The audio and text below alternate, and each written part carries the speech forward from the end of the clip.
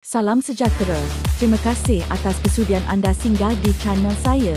Jika anda seorang penggemar sukan bola sepak tanah air, bantu saya tekan subscribe kerana setiap subscribe anda itu sangat berharga.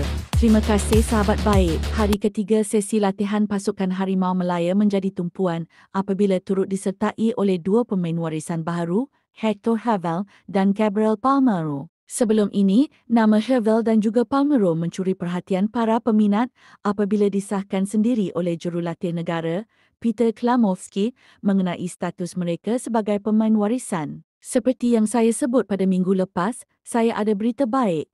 Kita ada dua pemain yang telah diluluskan, katanya. Hector Havel salah seorang daripadanya dan Gabriel Palmeiro yang beraksi dalam pasukan Division 3 di Sepanyol.